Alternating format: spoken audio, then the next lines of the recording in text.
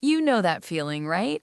You look at your phone, the weather app says sunny, 0% chance of rain. You put on your nice shoes, you leave your umbrella at home, you walk outside, and 5 minutes later, you are absolutely soaked. Oh, the betrayal.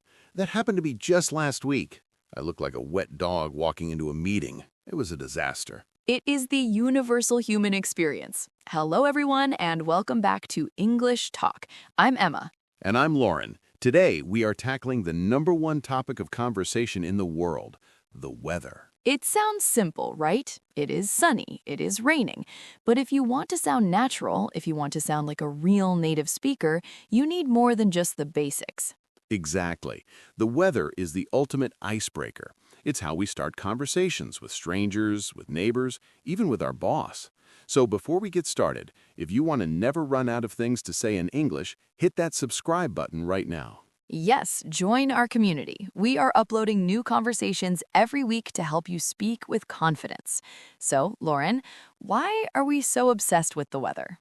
I think it's because it's the one thing we all share. If I'm standing at a bus stop and it's freezing, and you are standing there shivering too, we have a connection. That's true. It's a safe topic. You can't really offend someone by saying, it's a bit chilly today, isn't it? Exactly. But you have to use the right words.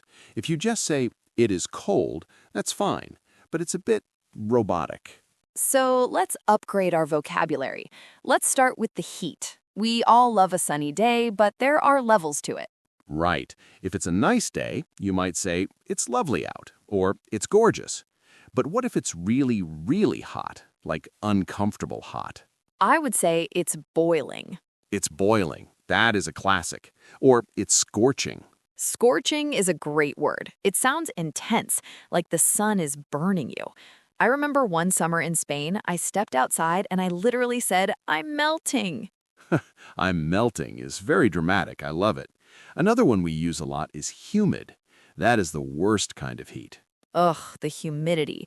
That's when the air feels heavy and wet. You walk outside and instantly feels sticky. People often say, it's not the heat, it's the humidity. That is a very common phrase to hear in conversation. Now, let's flip it. Let's talk about the rain, because let's be honest, we talk about rain more than sun. Unfortunately, yes. Now, there is a big difference between a little rain and a storm. If it's just a tiny bit of rain, very light, what do you say? I'd say it's drizzling.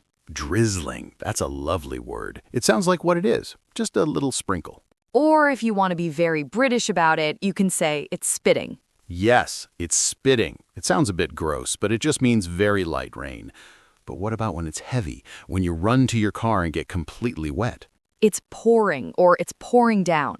And there is an idiom for this that everyone learns in school. Do you know which one I mean?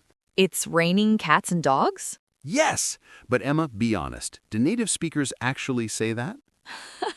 Rarely. Maybe my grandmother says it. But honestly, if you say it's raining cats and dogs, people will understand you, but it sounds a bit old-fashioned.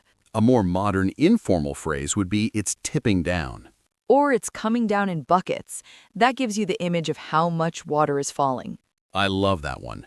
Now, what about the wind? That can be tricky. If it's just a little bit, it's a breeze, a gentle breeze. That's pleasant. But if it's pushing you around on the street? Then it's blustery.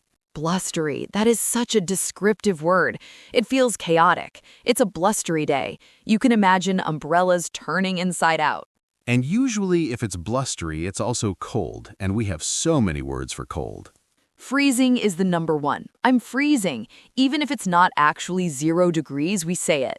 We are dramatic creatures. I also like chilly. It's a bit chilly. That means you need a jacket, but maybe not a winter coat. And if it's that really sharp cold, the kind that hurts your face? Biting. The wind is biting today. Or it's crisp. Crisp is a positive word for cold. It means cold but fresh and sunny. A crisp autumn morning is beautiful. That sounds lovely. Now, Lauren, we can't have an English conversation without idioms. Weather idioms are everywhere in the English language, even when we aren't talking about the weather. It's true. We are obsessed. What is your favorite one? I think I use under the weather the most. Oh, that is essential. What does it mean for our listeners? To be under the weather means you aren't feeling well. You aren't dying, but you maybe have a cold or a headache, or you're just tired.